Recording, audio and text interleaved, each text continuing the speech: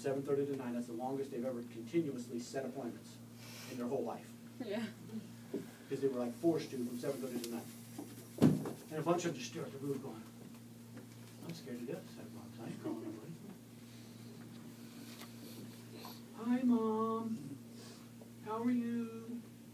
Like, you've seen your mom like 90 times already. Please hang up the phone and call somebody else. Okay? Mail, regular mail. All right?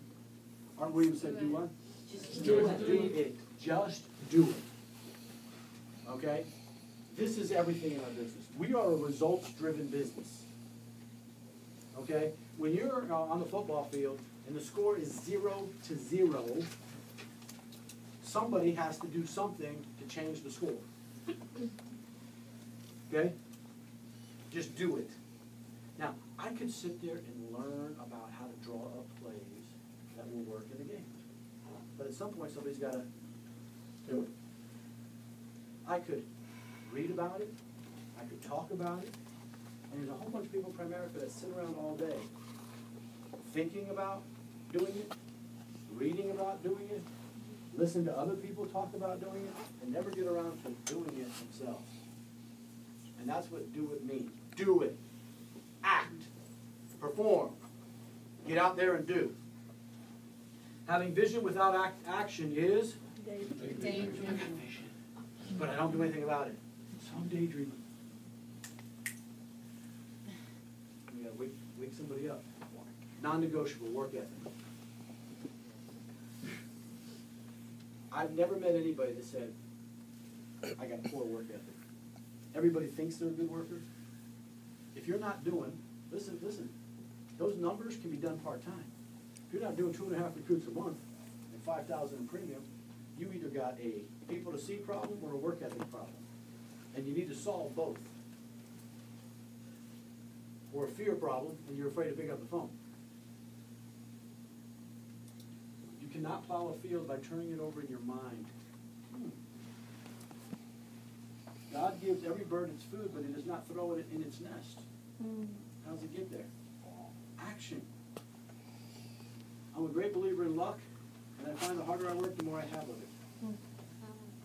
If any would not work, neither would he feed.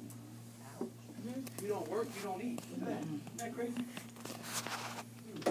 The hand of the diligent will rule, but the slack hand will be put to.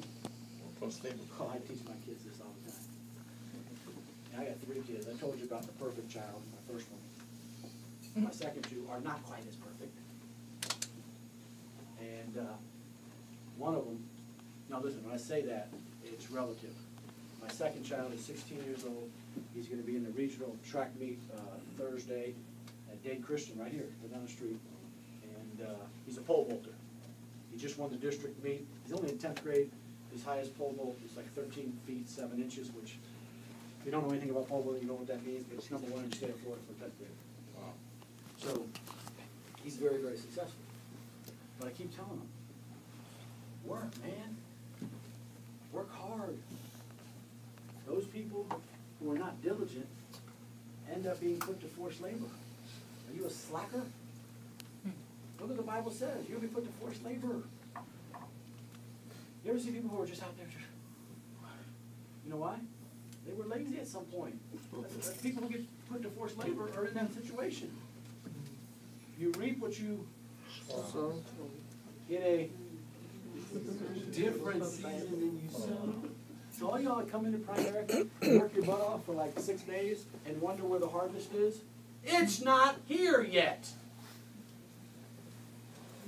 You will reap what you sow, it's just not here yet. Allow it to grow. Allow your efforts to compound and begin to produce results. If you leave before you get results, somebody else will reap the results. When I joined the business, my sister got me into the business. And she was working hard. Then she met a chiropractor, moved out to Arizona. Long story short, she let her licenses go.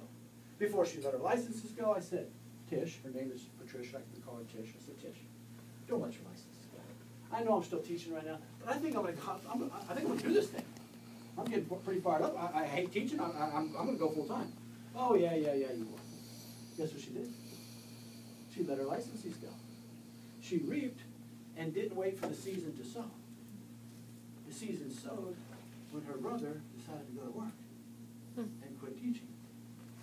$600,000 a year goes to somebody else because she quit. How does that feel?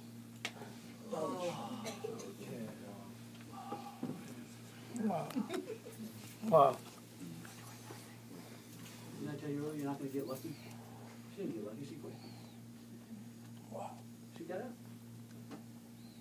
And now every time I see her, I just smile at her and she wants to put a knife in me. I didn't do anything wrong, you're the one who quit. Attitude is everything. How you look at life, the way you go about it. You want to attract more people? Change your attitude. See, people who are 2s and 3s, they just give off a negative air about them. They don't give off a positive kind of vibe, you know. They're just kind of slope over, right? They'll walk around like that. Smile. Head up. Yeah. My son, my oldest son, has this like little walk, you know. He's got like little one of these in his step. And it's just this regular walk. He doesn't know where it came from, but he's got kind of like one of, and people look at him like, what are you doing?